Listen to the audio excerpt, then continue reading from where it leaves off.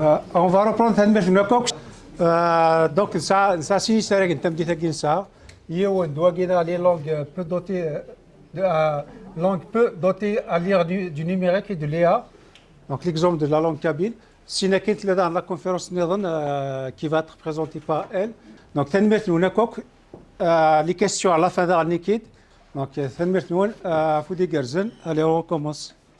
يا زول فلاون ويسيني بردان تمزواروت بغي غاسيني وكذا قاديه كان وكذا قيلان السفير وغرفازة قبايلي ومضين ثنميرت سنوف كاياكي ثنميرت داني ويني كوات قدشم لا ضغاذي لوان قوي يونس راكا ماكي ونزميلات نخدم ذي ثمورث نقبايل ثمورث قبايليت شوين ثلام كنوي شوين لا نكوني إذا تتزوير كان سين وأولا قبايليت سينا تارغار فرنسيست زعما غاتيداواوك قبايليت أيني كون لازم هذه الدواء ذا شو إوا كنا تفهم كنوي أطاس بوال نجي يسلكي من تسلكي مثل السينما راه آخر تدواء فرنسيست كنا تفهم يرنا ذو كذا ما كثرت سكلاسم أكيا ما لاني المزيان سينا أطاس قبايليت ذاني أدفهمن كنا تغميرا كان بوغارانا مسفهم بوغارانا ويا ضغط سلينا راه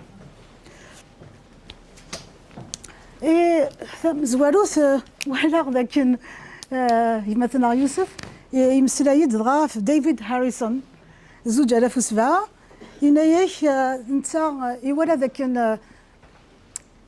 دغا وقدود ناقي نصريين تروحوا ذي السنسن تروحوا ثلاث سن دغا يلحايا كاكي ذي ماريكان يلحا يروح الهيمالايا لا سيبيري يلحق ذينا هذه ما قال كي وذوذ نجي يقيموا عاودوا نسلا رايسن ذي قدريسا كي دي سوفا زوج آلاف وسبعة يبغى دي سناث لكن ما إلا ثلاث تروح ماشي كان ثلاث ذا والو هذا روحن ولا تموسني ثموسنيني زمارتي لي تموسني هاث دواوي ثموسني قمغان ثموسني عنا نوكا كامارض هكا يبغى دي سناث ثلاث ولايت ما تروح ثموسني يروحن ثموسني يروحن ماشي كان يوكذوذني تروح يا ليون يا رمضان ذي الدونيث لا يولا في نساس تقليزيت نكيني على خفيد القبايليت ماشي كيفي ديال انا وي على خفيد نكيني السوق راه خفيد شو هكا ثورا انا كدنيا ذاكي لا وين يدنيا دوك فاسكا ثوفر قعدان ذي تفاسكا بوذليس بريطاني ذي نار غاس ندوله تا بريطاني هر داخل داكي شو كان داكي كسرت قراك ثلاثين ماشي كان ذي فشكان تيوالت تيكلين وخمم ذو ذلس تينكيث هز حفيفار غاف ثلاث اموس حفيفار غافي وسنت مغلي نوماضال. Les langues ne sont pas seulement des outils de communication, elles sont des véhicules de pensée, de culture et d'identité. Sauver une langue, c'est comme sauver une façon de penser le monde. Et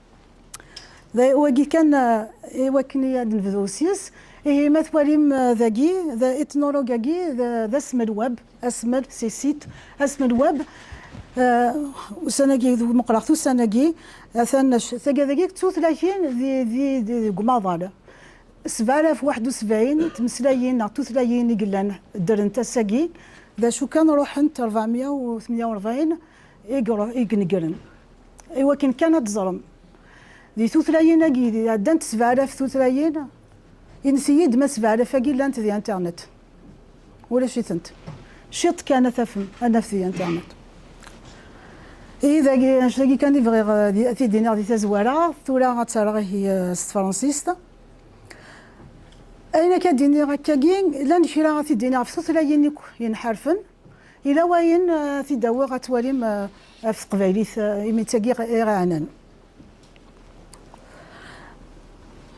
Donc le constat actuel qu'on fait, là vous venez de voir, on a 7170 langues à travers le monde.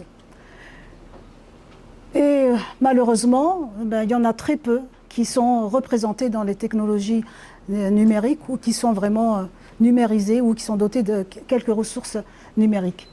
Alors je mets des références pour dire que je n'ai pas inventé ce que j'écris, hein, c'est basé sur des articles de recherche. Donc on dit plus de 80% des langues du monde ne sont pas présentes dans les technologies digitales. Et ça concerne plus de 2,1 milliard d'individus. Et selon l'UNESCO, dans un rapport de l'UNESCO, il est dit que d'ici 2100, c'est pas très loin. 2050 arrive, 2100, la moitié des langues, c'est-à-dire la moitié des langues, notamment sur les 7170, il y a 6000 langues autochtones, et donc la moitié risque de disparaître, ou disparaîtra. Évidemment, si on ne fait rien. Et si on regarde le contenu web, toutes les données numériques sur Internet, 90% du contenu de l'Internet, c'est dominé par 9, on peut dire une dizaine de langues. Et toutes les autres, elles sont presque pas présentes, ou très peu présentes. Alors si je prends l'exemple du kabyle, le kabyle, en fait, il est à 0,1% de représentation sur Internet. Et si on prend l'exemple de Wikipédia, il y a 7000 articles de Wikipédia en kabyle. Et en comparaison, il y a 7,2 millions d'articles pour l'anglais et 2,8 millions d'articles pour le français. Donc, évidemment, on est un peu présent, mais on n'est pas suffisamment présent. Alors, il y a une thèse faite par Berman en 2004 qui introduit la notion de langue. Et donc, il va introduire la notion de langue peu dotée. Donc, quand on dit une langue peu dotée, ça veut dire très peu. Donc, elle est dotée de très peu de ressources numériques. Elle est très peu présente dans le monde numérique. Et en anglais, on appelle ça low resource language. Et quand on parle de langue minoritaire, ça veut dire qu'il y a une minorité qui parle cette langue. Mais ce n'est pas parce qu'une langue est minoritaire qu'elle est forcément peu dotée. Si on prend par exemple le maltais, il y a très peu de gens qui le parlent, mais comme il y a un État qui s'en occupe en quelque sorte, qui met les ressources qu'il faut, on ne peut pas dire qu'il est peu doté. Mais majoritairement, malheureusement, quand on a des communautés minoritaires, souvent elles ne sont pas soutenues et donc souvent ces langues minoritaires sont souvent peu dotées, donc très peu intégrées ou introduites dans le monde numérique. Et il y a la notion de langue autochtone ou indigène. Bon, la langue indigène ou autochtone, c'est la langue native d'une région, etc. Ça, c'est plus une définition. Mais c'est surtout, je voulais pointer sur le fait que, donc, comme je viens de dire, sur 7170 langues, il y a 6000 qui sont classées comme langues autochtones. Et ces langues autochtones sont souvent marginalisées et donc très peu dotées. Alors, comment évaluer, comment classer ou comment dire qu'une langue est peu dotée? Alors pour classer ou considérer qu'une langue est peu dotée, il y a un certain nombre de critères. On parlait depuis tout à l'heure de données, c'est la quantité de données numériques, donc c'est-à-dire du texte, de l'audio, de l'image. Donc si on n'a pas beaucoup, c'est une langue peu dotée. Donc elle est peu dotée si donc il y a des données, l'aspect données, ou le volet données, il y a aussi les outils numériques. Est-ce qu'on a des outils pour traduire? Est-ce qu'on a des outils pour corriger, des correcteurs automatiques? Est-ce qu'on a des outils pour extraire? Dans le cas du kabyle, on a beaucoup de documents qui sont scannés, de vieux dictionnaires, etc. Donc il faut extraire ces données-là. Alors, donc, il y a le volet données, il y a les outils. Quand il n'y en a pas beaucoup, c'est une langue qui est peu dotée, outils numériques. Mais il y a aussi le nombre de locuteurs. Si on n'a pas beaucoup de locuteurs, en fait, c'est lié à peu de ressources. Pourquoi? Si on n'est pas nombreux, on ne peut pas produire beaucoup sur Internet. Donc, c'est normal que cette dimension, ce critère est très important aussi. Plus la communauté est importante, plus elle va produire, donc plus elle va exister numériquement. Ben, évidemment, on a beau échapper à la politique, il y a besoin d'un soutien institutionnel, d'un soutien politique.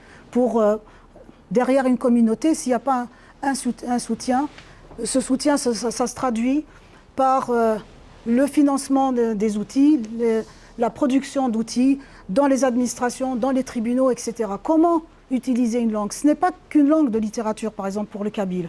Ben, si elle n'est pas introduite là où il faut, ben, s'il n'y a pas des outils, ben, ça ne suffira pas.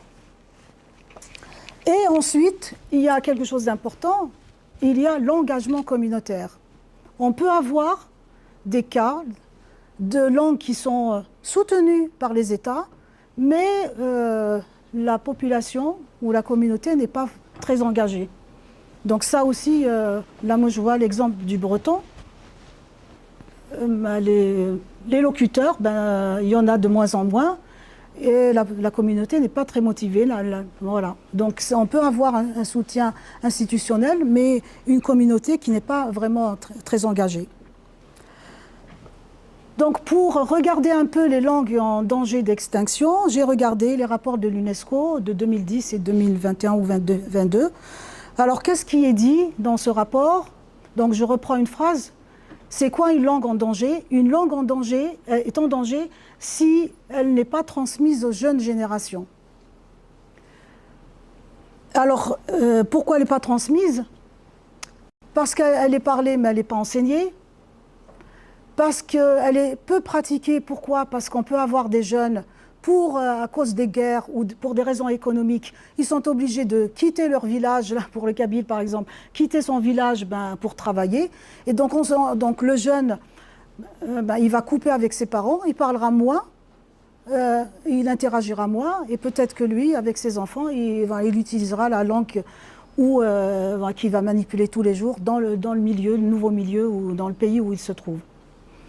Alors il y a un autre aspect, je le mets en guillemets parce que je reprends tel quel comme c'est dans le rapport, des langues manquant de prestige aux yeux de leurs propres locuteurs. Vous avez vu ma vidéo où je dis, je suis étonnée, quelqu'un qui vient de Tizi Ouzou, de Béjaïa, etc., il va m'envoyer un CV pour un stage et il met langue kabyle. Il faut que je décortique où est-ce qu'il est né, où est-ce qu'il fait ses études, mais...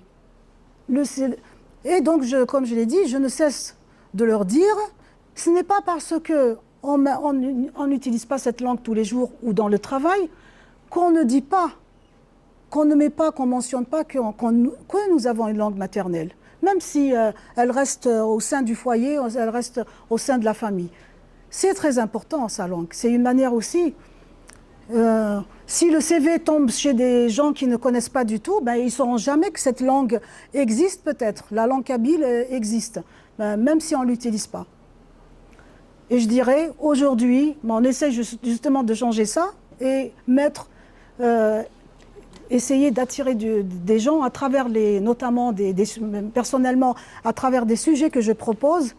Je mets dans les prérequis, pour tout ce qui est relatif ou lié à l'utilisation de la langue, au traitement de la langue kabyle, dans les prérequis, je mets des compétences techniques comme prérequis, mais aussi la maîtrise de la langue kabyle. Donc, en quelque sorte, ce que les LLM ont ramené pour moi, c'est déjà... valoriser sa langue maternelle dans un CV en vue de travailler avec, même à travers des stages ou des thèses, pour moi c'est déjà une belle avancée par rapport à quelques années où on ne le mettait pas du tout. Mais ceci dit, les personnes qui ne visent pas, par exemple, quelqu'un qui n'est pas intéressé par un LLM kabyle, il ne va pas mettre la langue kabyle. Mais plus généralement, qu'on en ait besoin, qu'on n'ait pas besoin, moi j'encourage les jeunes, les étudiants, et à mettre leur langue maternelle, c'est très important. Et ensuite, ces langues-là, pourquoi elles sont en danger? Donc elles manquent de pouvoir et d'indépendance économique et d'alphabétisme. Alors pourquoi elles sont en danger? Elles sont en danger pour les raisons que j'ai citées, mais elles évoluent dans un contexte. Elles sont généralement menacées parce qu'elles sont souvent dominées ou menacées par les langues qui sont dominantes. On vient de voir, il y a une dizaine de langues.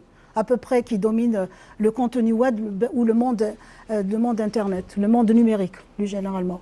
Donc, par exemple, si je prends l'anglais, là, peut-être pour le Québec, l'anglais va être dominant. En Afrique du Nord, c'est l'arabe qui va dominer. Donc, quand on a des langues dominantes, on a tendance aussi à voir ces langues-là, si elles ne sont pas soutenues par les États, par les pays où elles sont, eh bien, elles vont être menacées. L'autre aspect aussi, c'est que souvent, il y a justement une rupture de transmission entre les adultes et les jeunes individus.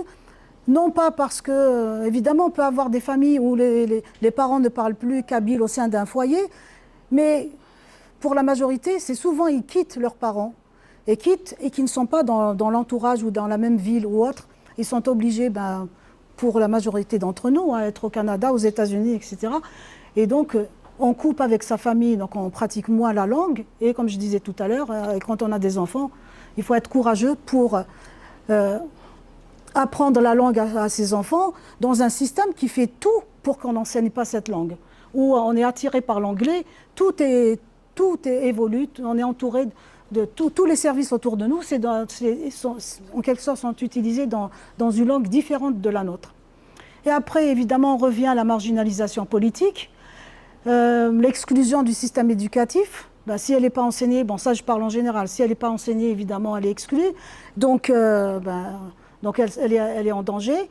Et évidemment, il y a aussi la tradition orale de ces langues. Ces langues autochtones, majoritairement orales. Et nous, on a la chance, nous, on n'est plus sur un débat, est-ce qu'on l'écrit en tifinagh ou en latin, et quelques-uns en transcription arabe, mais il y a des langues autochtones qui n'ont aucune transcription du tout. Ils n'écrivent pas du tout. Et évidemment, pour ces communautés marginalisées, si on pense par exemple à des peuples en Amazonie, des peuples autochtones en Amazonie, est-ce qu'ils ont accès à la technologie? Ils n'en ont pas. Et là, j'ai vu par exemple dans la conférence, il y a eu des travaux qui ont été montrés justement par les chercheurs où ils sont obligés de prendre des antennes 4G, les placer dans ces communautés, enseigner à distance des choses qui peuvent paraître évidentes dans les villes ou dans peut-être les communes ou autres, mais dans ces environnements-là, il n'y a pas d'accès à la technologie. Et donc, ils les ont dotés par exemple de tablettes. Ils ont dû mettre un accès, installer vraiment une infrastructure pour pouvoir accéder à distance à ces communautés-là. Alors, dans le rapport de l'UNESCO, on va classer les langues selon 6 niveaux. Alors, le niveau 0, c'est vraiment une langue qui a disparu. Et en général, c'est en noir. Le niveau 1, c'est une langue en situation critique. Ça veut dire qu'il y a très peu de locuteurs qui sont âgés. Dès qu'ils ne seront plus de ce monde, la langue disparaît. Il y a les langues sérieusement en danger. Numéro 2. Donc numéro 2, c'est pour les langues parlées par les personnes âgées. Contrairement à l'autre, c'est vraiment très peu de personnes. Là, elle est parlée encore par des personnes, mais elles sont âgées. Et si elle n'est pas transmise, elle va disparaître. Ensuite, il y a les langues en danger, donc c'est le niveau 3. Ça, c'est une langue, elle n'est plus transmise à la maison comme langue maternelle. Et ensuite, il y a la langue vulnérable, c'est le niveau 4. Ça, c'est par exemple lorsqu'une langue est parlée uniquement à la maison. Et la langue stable, mais pourtant menacée, c'est le niveau 5, 5 mois. Ça, c'est une langue qui est parlée par des générations, mais malgré tout menacée par le plurilinguisme. Par exemple, si je parle espagnol, mais dans les études, c'est en anglais, etc., je serais quand même menacée par l'anglais, même si ce n'est pas une langue forcément menacée. Même si l'espagnol n'est pas menacé, mais il est dominé par l'anglais. Alors, le seul niveau qui ne figure pas dans l'Atlas, c'est la langue dominante qui n'est pas menacée du tout, qui est parlée par des générations, qui est bien introduite dans le monde numérique. Donc, en fait, on va avoir du niveau 0 jusqu'à 5 mois. Évidemment, moi, ce qui m'a intéressé, c'est les langues en Afrique du Nord, et en particulier les langues berbères. Alors ça, j'ai repris un peu, j'ai résumé un peu ce qui a été dit.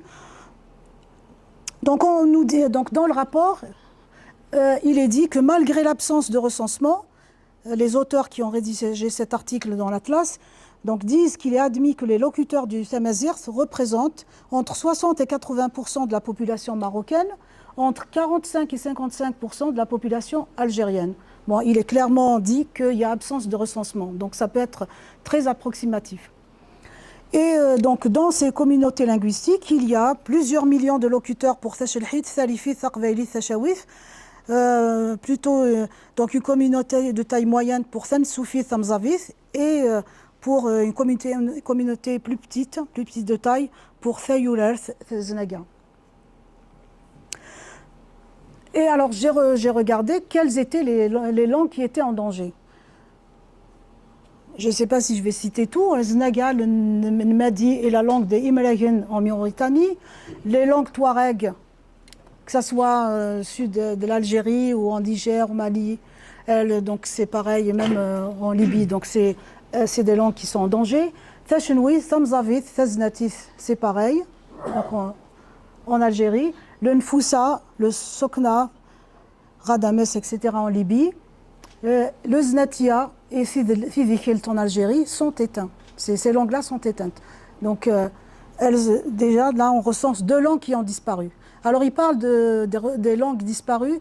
Il recense la disparition de ces langues à partir de 1950. Ça veut dire que s'il y avait des langues qui ont disparu avant 1950, bon, on ne le sait pas. Et mon problème, c'est qu'au départ, je ne comprenais pas. Je me suis dit, mais il y a toutes les langues berbères, il n'y a pas le kabyle. Donc, et après, en fait, ils ont recensé les langues berbères en danger. Et donc après, je trouve un texte qui dit « Malgré les ressources limitées, on pense que certains des groupes tamazight les plus importants, en particulier les Thaqbailif, ne sont plus en danger ni vulnérables. La communauté linguistique kabyle, par exemple, a atteint un niveau de sensibilisation et de mobilisation tel qu'une revitalisation est en cours. » Donc là, l'Atlas, ce que j'ai résumé de l'Atlas, il se termine là, parce que moi, j'ai voulu dire pourquoi elle n'est pas en danger, pourquoi elle est plutôt en voie de revitalisation. Donc ça, voilà. Donc pour moi, la revitalisation de la langue est due à un certain nombre de facteurs. Donc évidemment, grâce à l'engagement de la communauté kabyle, en Kabylie et à l'étranger, même si la communauté kabyle est aujourd'hui en Kabylie, elle est étouffée, mais malgré tout, donc voilà, grâce à l'engagement de cette communauté kabyle qui est un peu partout, après, évidemment, toujours sur le plan numérique, même si on critique ce qu'on produit, il y a quand même des chaînes YouTube, il y a tout ce que vous produisez justement, ce qu'on écrit dans les réseaux sociaux.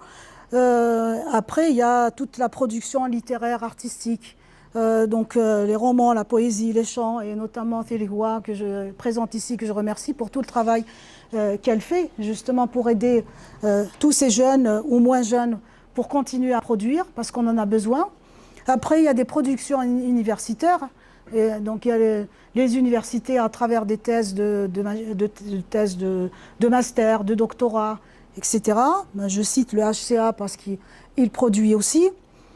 Et ensuite, il y a aussi le fait que cette revitalisation passe par l'enseignement du kabyle. Elle est enseignée en Kabylie, elle est enseignée à l'étranger par des associations, là où la communauté kabyle est importante, donc en France, au Canada, et peut-être quelques endroits aux États-Unis. L'enseignement à distance a aidé aussi, tel que donc on donne l'exemple de l'école numérique kabyle, qu'on remercie aussi pour tous les efforts qui sont faits. Et après, tous ces facteurs où ça aide à la revitalisation de la langue, mais on ne peut pas négliger aussi la dimension politique. Qu'on soit scientifique, même si on veut rester dans la science, on ne peut pas négliger qu'il y a aussi une mobilisation politique qui fait que cette langue est moins en danger que d'autres. Donc voilà, mobilisation politique forte à l'instar du MAC aujourd'hui, parce que c'est lui qui travaille qu'on le veuille ou pas. Mais on a eu aussi par le passé le MCB, le FFS, le RCD. Donc ce que je dis là, c'est vraiment pas politique. Hein. Ça va peut-être aller sur les réseaux sociaux dire que c'est politique, mais c'est un constat, moi, que je fais. Moi, je suis dans les sciences de l'ingénieur. Quand c'est noir, c'est noir. Quand c'est blanc, c'est blanc. Si c'était l'inverse, j'aurais dit l'inverse. Donc voilà, donc c'est important que je le précise, c'est le constat que je fais.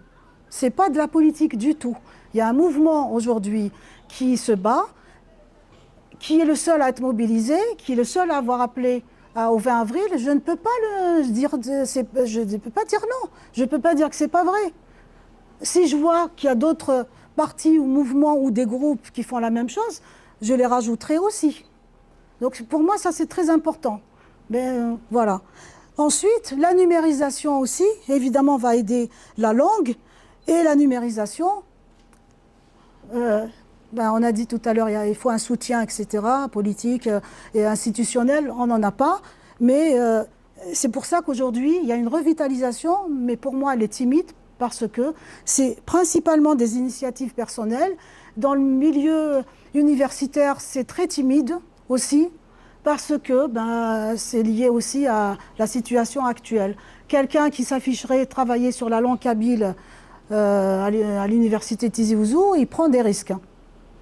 Donc voilà, même si en parlant de langue tamazight, malgré tout, c'est compliqué.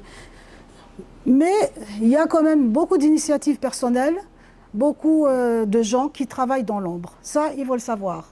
Ces gens-là, ils ne veulent pas être au devant de la scène comme je le suis aujourd'hui. Donc, défi technologique pour les langues peu dotées. Donc, pour ces langues-là peu dotées de ressources numériques, ces ressources numériques, elles sont peu dotées parce qu'il n'y a pas suffisamment d'infrastructures. On parlait tout à l'heure de GPU et de GPU. Pour ces langues, on va voir qu'on a besoin d'IA, et l'IA, l'entraînement, etc., nécessite du GPU, donc nécessite ces fameuses ressources. Quand vous avez une communauté qui est, où c'est toutes ces communautés autochtones avec très peu de moyens, comment elles peuvent avoir accès à ces infrastructures physiques? Alors, pour ces langues aussi peu dotées, il peut y avoir très peu d'experts, très peu de linguistes, très peu d'investissements en recherche. Parce que ce qu'il faut voir aussi, c'est que ces États, derrière ces communautés, derrière ces communautés, il y a des États. Alors derrière ces États, aujourd'hui, on cherche la rentabilité, comme une entreprise. On fonctionne comme une entreprise. Si ce n'est pas rentable, on s'en fout de la communauté ou du peuple touareg, on s'en fout. Qu'est-ce que ça rapporte? Ça ne rapporte rien. Donc on ne va pas investir pour ce peuple-là. Évidemment, langue peu dotée, comme on avait dit, très peu de données numériques. Mais au-delà de ça, il y a aussi un problème. Ces langues-là autochtones, majoritairement, elles ne sont pas transcrites. Donc je disais pour le kabyle, nous, on est même en train de réfléchir ou de choisir, pour d'autres, il n'y a même pas de transcription. Et donc l'IA, comment elle va jouer son rôle? C'est ce qu'on avait dit tout à l'heure. On n'a plus besoin de passer à l'écrit si une langue orale n'est pas écrite. Enregistrer. Ça sera traitement directement de la parole. Et donc, voilà, langue peu dotée, c'est ce qui est dit ici, très peu de technologie pour la reconnaissance du texte, pour le traitement de la parole, pour la traduction, etc. Maintenant, pour ces langues autochtones en général, donc comme on le dit, on le répète, je le dis et le répète, mais on le sait tous, ces langues-là, elles sont principalement orales. Donc pour la majorité, elles ne sont pas transcrites. Comme elles ne sont pas, ces langues-là qui ne sont pas transcrites, on n'a même pas, donc ça je ne sais pas forcément pour le kabyle, mais on n'a même pas de livre, on n'a même pas de roman, on n'a rien d'écrit. Si on n'a rien d'écrit, ça veut dire qu'on ne peut pas le numériser. Parce que quand on a un document, même, c'est très important, on peut le scanner, extraire le texte, donc il rentre dans le monde numérique. On va le stocker, l'accéder via une base de données ou autre. Mais si ce n'est pas transcrit du tout, ça ne va pas favoriser justement, ça va accentuer le fait que cette langue-là soit vraiment marginalisée. Et donc ça c'est par rapport à la transcription. Alors, ce qu'on peut constater aussi, c'est qu'on peut avoir une grammaire qui est développée pour une langue et qui peut être utilisée pour une autre. Alors, pour l'exemple du kabyle, c'est un peu, pour l'exemple, on va dire, du berbère. On a une grammaire aujourd'hui qui est générique, donc celle d'El Mouloud, avec son expérience des langues berbères, notamment du touareg. Tamasharth, et il a en quelque sorte élaboré une grammaire générique, c'est-à-dire qui intègre finalement toutes les langues berbères. Mais quand on fait une approche générique, quand on fait une solution générique, en réalité, on va en quelque sorte abandonner ou ne pas prendre en compte les spécificités de chacune des langues. Et pour moi, le problème qui se pose aujourd'hui entre ceux qui veulent écrire B et V, c'est que tout simplement, il y a une grammaire générique. Pour qu'elle accueille toutes les langues, il faut sacrifier des spécificités. Et au final, si on s'intéresse à une seule langue parmi le lot, eh bien, évidemment, on n'est pas très content parce que écrire Beba au lieu d'écrire Veva, c'est problématique pour nous. Mais ça, c'est parce qu'il y a eu une grammaire générique qui a été proposée, ce qui est normal, hein, quand on part de rien du tout. Del-Mouloud n'avait pas le choix. Il n'y avait rien. Et partant de ces langues berbères, il a voulu faire une grammaire de cette sorte-là. Mais aujourd'hui, il n'est pas interdit d'avoir quelque chose de spécifique par langue. Donc, ce n'est vraiment pas un problème. Pour moi, ce n'est vraiment pas un problème. Et là, je l'ai vérifié auprès de Selm Chaker, qui est la référence. Il a dit, on peut partir sur un système générique comme c'est le cas aujourd'hui, mais rien ne nous empêche d'avoir des systèmes cohérents. C'est-à-dire ne pas prendre B, le remplacer par V et dire que c'est bon. Il faut revoir tout le système pour que ça soit, avoir un système de transcription adapté au kabyle, mais qui soit cohérent, qui intègre le V, mais qui va sûrement impacter les autres lettres aussi. Et après, en termes de transcription, on peut avoir aussi plusieurs transcriptions pour une même langue. C'est le cas pour nous. Il y a le sifinar. L'arabe, moi, j'ai du mal parce que c'est vraiment, du moins pour la communauté kabyle. Pour peut-être les mzab qui écrivent peut-être en lettres arabes ou shawi, pourquoi pas. Mais pour nous, les kabyles, c'est plutôt du latin. Le sifinar, ben, c'est la langue authentique, on ne peut pas l'ignorer. Mais par contre, moi, mon point de vue est technique. Ce n'est pas un point de vue littéraire, etc., historique. Donc pour moi, aujourd'hui, on a produit en latin. On est obligé de continuer à produire en latin. Et je disais hier, si on avait produit en caractère arabe, moi j'aurais soutenu de continuer à produire en arabe. Je n'ai rien contre l'arabe, parce que, ou les caractères arabes, la transcription c'est un support. Le plus important c'est de pouvoir intégrer le monde numérique et pouvoir lire. Ce qu'on lit, c'est du kabyle. C'est surtout ça. On a produit en latin parce que Del-Mouloud a choisi le latin. Pour moi, il a fait le meilleur choix. Et donc, continuons. Et alors, le latin, pour moi, c'est très important parce que ce qu'il faut savoir, par exemple, si j'ai un dictionnaire ou n'importe quel document scanné des années 30, je veux extraire le texte. Comme c'est écrit en latin, qu'est-ce qu'on fait? On prend des outils qui savent extraire des caractères comme on l'a fait pour le français et l'anglais, et il nous reste que quelques caractères, le H point, le T point, etc., à adapter. Si c'est en arabe, ben, si l'arabe n'a pas les outils, on va être bloqué. Si on prend le sifinar, si les Marocains n'ont pas développé des outils parce qu'ils ont de l'avance par rapport à nous, ben, on va encore cumuler du retard.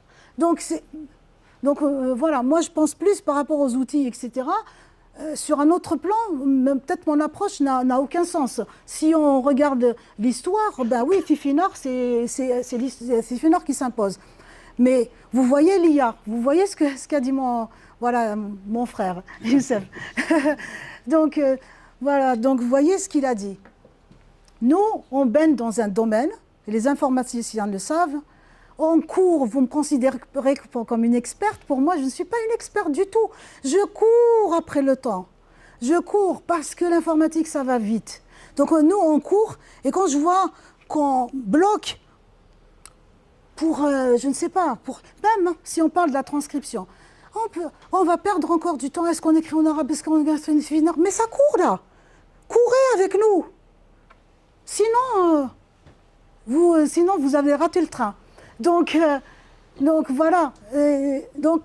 Et en même temps, quand il y a des opportunités, il faut les saisir. Il y a une technologie qui est là pour servir ces langues, profitons-en. Et là, quand on dit revitalisation, c'est très bien. Moi, je reste pessimiste. C'est très bien cet atlas qui dit vous n'êtes pas menacé. Mais si on dort un tout petit peu, on est menacé, ça y est, parce qu'on a raté le train.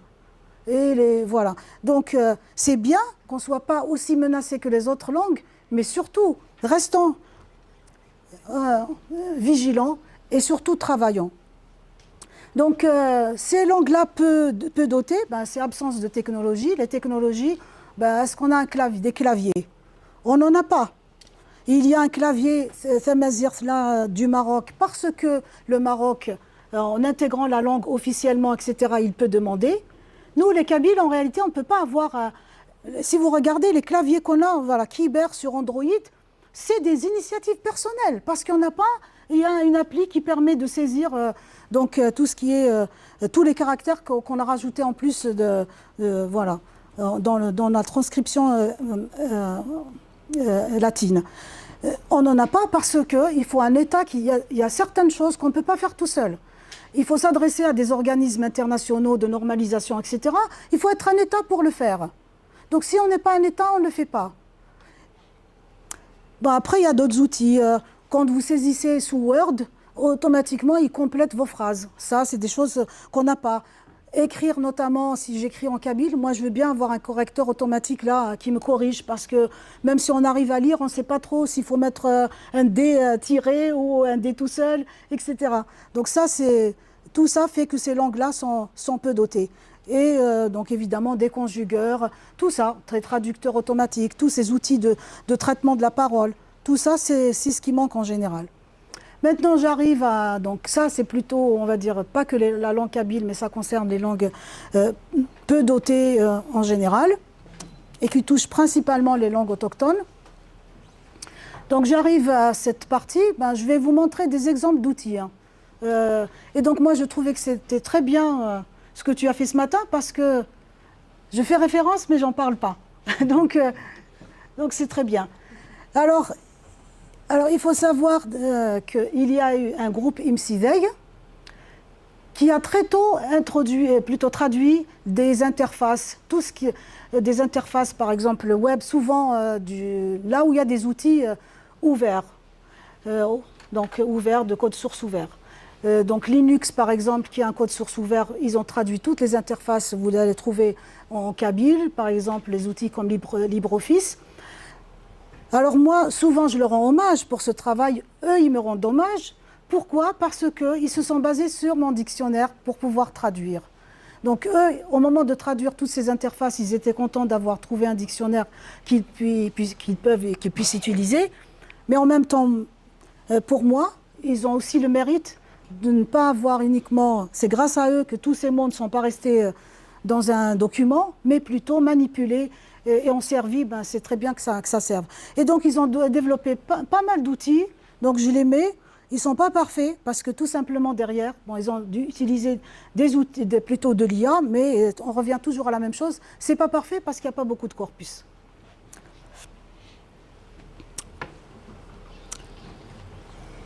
Donc là, j'ai mis le navigateur. Il y a dans un endroit où on peut choisir le kabyle. Là, c'est par exemple le traducteur Libre Translate. Ils ne sont pas parfaits, donc je le répète. Et là, j'ai vu récemment quelqu'un qui a publié le 20 avril dernier, il s'appelle Inouler, le DALL-E qu'on peut accéder via une application où nous, on était en train de voir si on pouvait récupérer sous forme d'un fichier JSON. Et là, ben voilà, c'est des initiatives personnelles qu'on découvre. Et donc, ils développent une appli qu'on peut utiliser via son téléphone et qui permet d'accéder, de consulter finalement tout le dictionnaire kabyle DALL-E. Bon, donc tu en as parlé, Google Translate, ben, là j'ai pris quelque chose où il a bien traduit, mais des fois il rajoute des mots, on ne sait même pas ce que c'est. Est-ce que c'est vraiment un mot qui existe ou pas? Et c'est ce qu'on disait tout à l'heure, c'est-à-dire si on avait suffisamment de données, on n'aurait même pas besoin de faire un LLM nous-mêmes. Parce qu'avec suffisamment de données, c'est tous ces LLM-là qui vont se débrouiller, qui vont faire le travail pour nous. Et eux, ils ont les moyens, ils ont les GPU, ils ont tout ce qu'il faut. Et donc, produisons pour qu'eux, ils fassent le travail qui nous prendrait beaucoup de temps et d'énergie, mais surtout aussi de l'argent si on devait le faire nous-mêmes. Voilà, j'ai mis quelques exemples aussi de IMSIDEG. Alors IMSIDEG, c'est un groupe de bénévoles, informaticiens, qui sont en Kabylie ce n'est pas tout le temps les mêmes. C'est-à-dire tous les jeunes, probablement, on recrute quelques-uns en fin d'études. Et donc, beaucoup de gens ont collaboré. Mais par contre, on ne les connaît pas. On ne les connaît pas. Et notamment aujourd'hui, pour des raisons de sécurité, ben, ils seraient menacés s'ils se dévoilaient. Et même moi, personnellement, connaissant quelques-uns, ben je les protège en quelque sorte. Je n'ai pas le droit de divulguer leur nom. Souvent, de toute façon, ils échangent avec des pseudos pour se protéger. Donc, voilà, juste je note cette situation qui est une situation grave aujourd'hui. On ne peut pas ne pas en parler. Après, il y a un autre, donc là, c'est dans les exemples d'initiatives personnelles. Ça, c'est sur LinkedIn avec ce lien Maison Intelligente. Donc, c'est quelqu'un, comme je disais dans la vidéo, donc c'est quelqu'un qui, au départ, il a sa maison, il a de la domotique. Domotique, c'est-à-dire, en fait, il a plein d'objets connectés chez lui et il leur parle en français. Allume la télé, éteins la télé, allume ça, etc. Et après, il s'est dit, pourquoi ne pas le faire en kabyle? Donc, il va trouver sur Tatoeba 700 000 phrases kabyles. Donc, il a entraîné un petit modèle avec ces 700 000. Donc, tant que c'est des phrases simples, il peut le faire. Et il parle avec la machine. Mais donc il dit شال تفثيل ثانم ذقي الزولة سلكيم الزولة مك زمرا كايونا يناس تماشين تناس الزولة مك زمرا كايونا.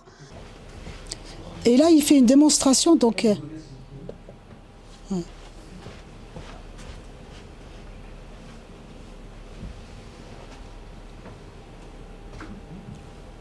alors ça prend du temps parce que non, tout le jeu, il n'est pas en train de jouer. Alors ça c'est sur sa machine donc c'est lent. Oui. C'est un début parce que ça va s'améliorer après.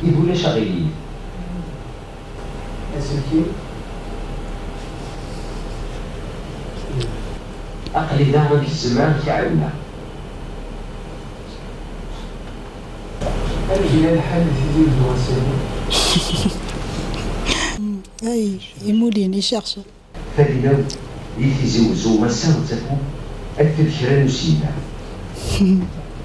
Voilà, il a fait.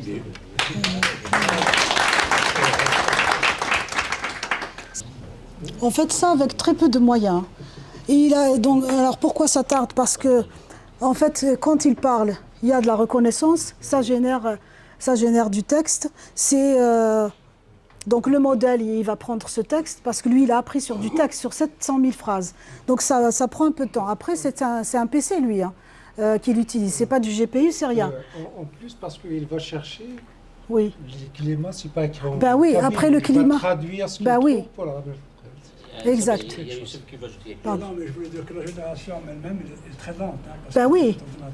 On ne se rend pas compte quand on fait une demande à Google ou un truc comme ça. Oui. Ce qui se passe derrière, c'est qu'ils ont des gros moyens.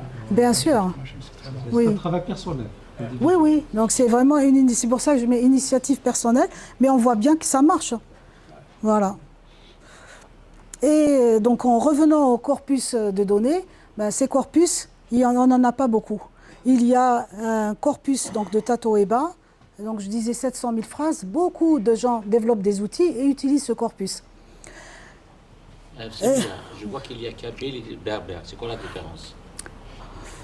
Alors en réalité, dans berbère, beaucoup de kabyle. En fait, c'est pas très clair dans ce qu'il y a dans berbère. Oui, Fiam, il y en a un peu. Oui, mais oui, c'est deux groupes différents. Ok, parce que dans berbère, il y a kabyle aussi. Le kabyle il est au même niveau que le turc, qui a oui, pas. Exactement. Oui, c'est pour ça qu'on a mis l'italien à 900 000. Bon, c'est une plateforme, donc il faut des contributeurs. Les Kabyles ont contribué suffisamment pour avoir ça. Ça veut dire que d'autres n'ont pas forcément contribué beaucoup. Et après, il y a Common Voice qui a collecté des enregistrements vocaux, donc qui est souvent utilisé. Il y a Hugging Face, ça a priori c'est une personne toute seule. 3 200 555 lignes donc de texte kabyle. Donc voilà. Et en comparaison, vous avez des milliards de données en anglais ou en français. Nous, c'est principalement ces corpus, mais je vais vous parler. Bon, ça, c'est l'existant en quelque sorte. Et après, aujourd'hui, il y a TatoCab. Alors, l'avantage de TatoCab, alors, quand on collecte ici des données, dans l'idéal, c'est qu'on ait au moins une langue, que d'avoir par exemple, que du kabyle. Il faut avoir au moins une langue. Si on a, par exemple, ce qu'on appelle des corpus parallèles, si j'ai des phrases qui sont traduites en français, ben si je veux traduire du kabyle vers l'anglais, c'est facile parce que j'ai la traduction en français et le français vers l'anglais, ben c'est quelque chose, c'est une langue dominante, il y a les outils. Donc, et donc dans TatoCab, c'est un peu ce qui est fait. Alors en même temps, on a du texte, mais on n'a pas de l'audio qui est propre, qui soit propre. Donc dans TatoCab, en fait, on vous invite, donc vous êtes invité à contribuer, c'est-à-dire à produire des données. Et pour produire des données, qu'est-ce que vous faites? Vous enregistrez, vous écrivez une phrase en kabyle, par exemple, vous enregistrez ce que vous avez écrit, hein, donc pour avoir le texte et l'audio, parce que quand on n'a que de l'audio, nous, il faut qu'on ait aussi le texte avec. Pour la machine. Quand on n'a que le texte, ça ne nous aide pas parce qu'on n'a pas l'audio, surtout pour traiter la parole. Donc là, avec TatoCab, son avantage, c'est qu'elle vous oblige à écrire une phrase, même si vous ne savez pas bien écrire en kabyle, c'est pas grave. Vous écrivez, vous enregistrez votre voix et on vous oblige à écrire dans une langue dominante. Alors il y a l'anglais, le français et l'espagnol, vous écrivez dans une langue. Après, derrière, il y a une équipe qui vérifie votre transcription. Ce n'est pas parce que vous avez mal écrit que ça passe. Par exemple, si en général, vous allez dire un texte, vous allez dire quelque chose en kabyle, mais après, il y en a beaucoup qui ne savent pas écrire. Vous l'écrivez comme vous savez le faire, et après, c'est corrigé. Et même la traduction que vous faites, que vous proposez par exemple en français, si elle est mal écrite, derrière, ils vont la corriger. Et eux, automatiquement, ils vont rajouter l'espagnol, par exemple, et l'anglais. Et donc, à la fin de ce corpus, à la fin, vous allez avoir un corpus avec trois langues dominantes et le kabyle. Donc, vous pouvez utiliser. Donc, après, dans les outils, on peut avoir besoin du kabyle avec une seule langue ou des trois. Ça dépend après des besoins. Et donc, il y a beaucoup de personnes. Donc, Youssef disait, il y a plein d'outils. Il y a énormément d'outils. Si des données sont prêtes, s'il y a des corpus prêts, eh ben, l'imagination est très grande. On peut s'inspirer de ce qui existe, on peut imaginer d'autres choses qui n'existent pas. Programmer, ça n'a pas de limite. Toutes les idées peuvent être imaginées, mais sur la base de ces données-là ou de ces corpus. Donc, qui est derrière TatoCab? C'est des bénévoles aussi. Des bénévoles. Je vais dire kabyles. Voilà, après, voilà. Discret. Oui. Et pareil, ils ne veulent pas.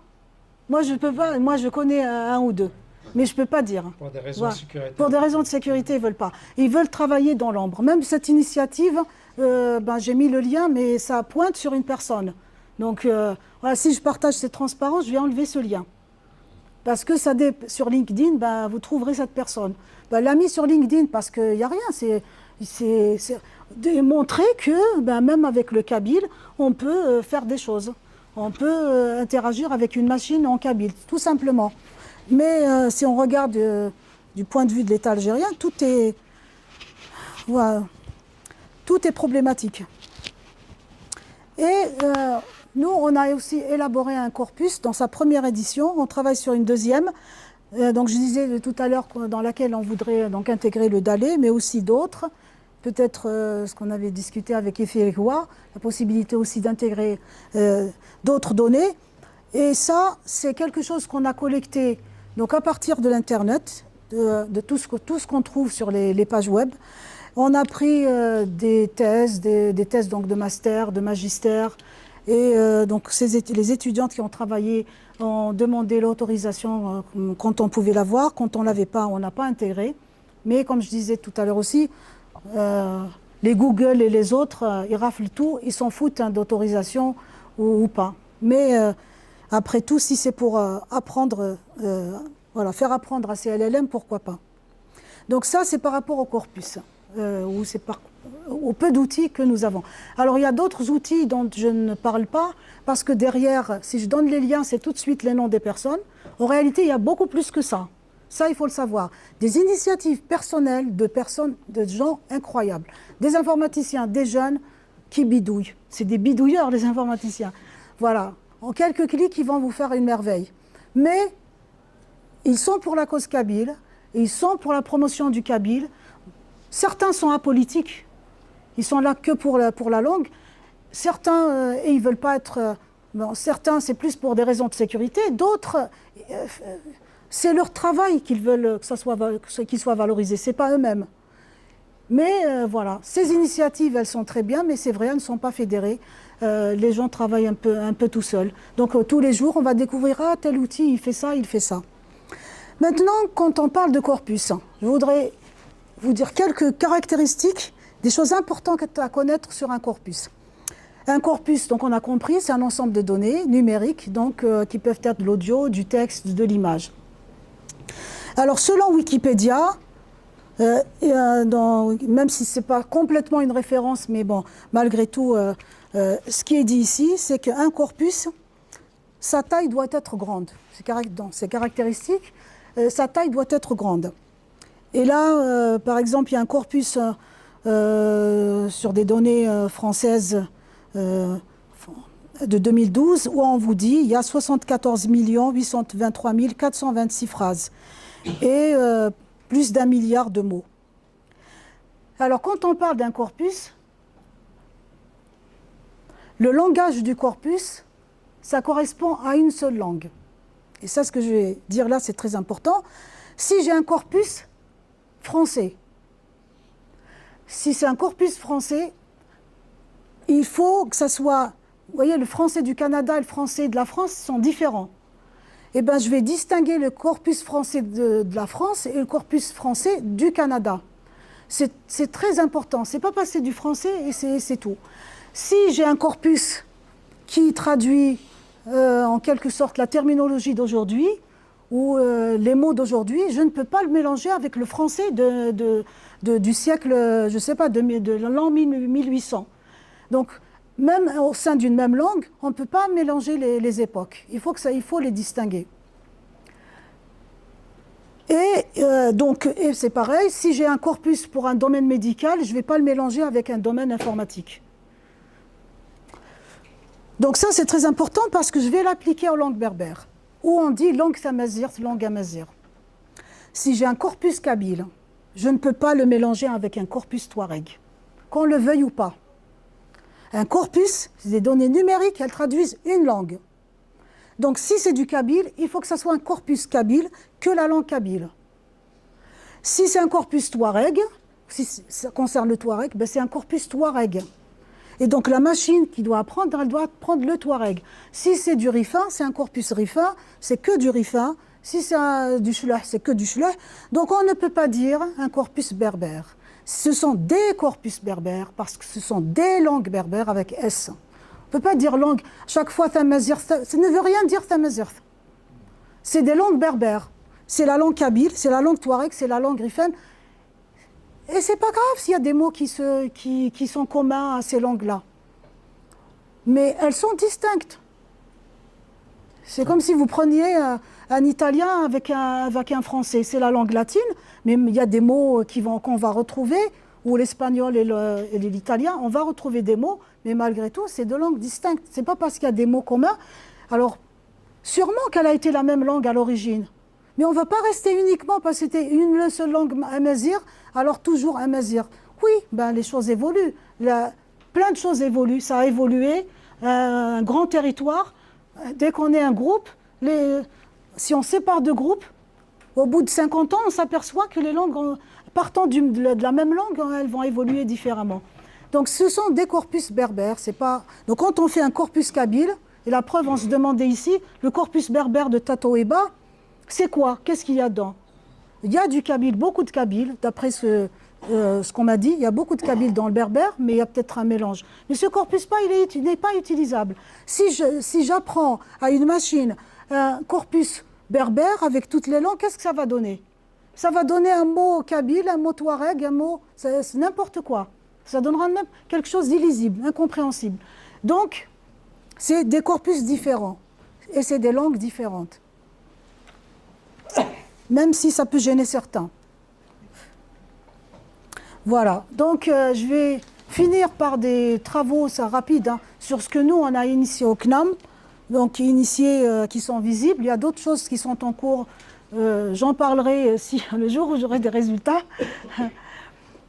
Donc ça, c'est une initiative qu'on a lancée. LLM pour la langue kabyle. Ça, par contre, on l'a commencé et on continue. Mais on a été confronté très rapidement au corpus, parce que les 700 000 de phrases ne suffisent pas. Et notre corpus, justement, il intègre les 700 000 phrases. Et on l'a enrichi davantage. Et là, on a une édition, et là, on a vu qu'il y avait des gens qui l'utilisaient, qui l'ont référencé, qui l'utilisent. Donc pour nous, c'est déjà... Donc la priorité pour moi, c'était de terminer ce corpus, même s'il n'est pas complet, même si... avec ce qu'on a collecté. Et je voulais à tout prix le mettre à disposition de la communauté scientifique. Comme ça, pour que les gens l'utilisent. Et on a vu des gens qui l'ont référencé, a priori, qui utilisent. Et ça, donc ça, c'est un travail qui se poursuit. Voilà. Là, en rentrant, on a développé tout un pipeline, et là, on devrait faire l'apprentissage. Alors, on va faire l'apprentissage avec les moyens dont on dispose, mais je ne sais pas, on n'aura peut-être pas suffisamment de ressources de GPU pour le faire. Bon, on le fait. Donc j'utilise les mêmes ressources qu'on utilise pour la recherche, puisque dans notre laboratoire, pas que dans notre laboratoire, mais aujourd'hui il y a de l'IA partout, donc la majorité des thèses utilisent de l'IA, et il y a une plateforme du CNRS, donc une plateforme de GPU, qui est mise à la disposition des chercheurs en France, c'est ça en général qu'on utilise.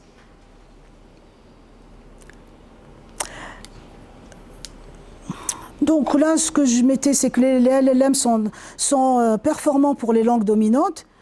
Là, par exemple, pour ChatGPT-4, il a été entraîné sur 570 gigas de données, environ 300 milliards de mots, juste pour que vous ayez une idée de la quantité de données à avoir. Et là, comme ça a été présenté avant, les LLM qui sont connus, Claude AI, DeepSeek, Gemini, Mistral, Llama, etc. Et donc, ça a été détaillé par Youssef. Il montre ceux qui sont ouverts, donc code source ouvert. Donc, on le prend, on le modifie, on fait ce qu'on veut. Et il y en a d'autres qui sont plutôt code source fermé, donc on n'a pas accès au code. Là, j'ai pris l'exemple de Claude AI qui traduit le kabyle, mais alors il a traduit correctement, mais à un moment donné, pour le monde numérique, le dernier mot, on dit Umdrin pour numérique, et là, il écrit Umelkim. Je ne sais même pas ce que ça veut dire. Umelkim. Donc, de temps en temps, il y a des surprises et on se demande d'où est-ce qu'il a pris. Peut-être, oui. Oui. Donc voilà, donc là c'est juste pour dire que on avait donc défini collecte, préparation des corpus et on a pris Llama comme multilingue, c'est-à-dire qui intègre d'autres langues et voilà, donc ça c'est un travail qui est en cours, mais comme on a communiqué sur ce travail, on a publié justement récemment sur ce travail dans la conférence, là j'en parle. Bon, donc il y a des corpus parallèles, c'est-à-dire les plus gros, il y en a un qui intègre l'anglais kabyle, l'autre français kabyle. Maintenant, on avait dit tout à l'heure, quand on n'a pas beaucoup de données, on peut utiliser d'autres approches. Et dans ces autres approches, c'est-à-dire générer artificiellement les données. Ça pourrait être une solution. Moi, je dirais que ça peut être une solution complémentaire, mais ne pas compter uniquement sur quelque chose qui est généré artificiellement. Parce qu'il y a certains aspects qui ne seront pas... Il y a peut-être des volets dans la vie du kabyle qui ne seront pas exprimés ou générés parce qu'elles ne sont pas connues par ces machines. Ça peut être n'importe quoi, ça peut être, je ne sais pas. Voilà, il y a des volets de toute façon qui... dans l'idéal, c'est malgré tout, c'est de les exprimer dans sa langue, de les générer, non pas artificiellement, mais réellement. Alors, initiative personnelle,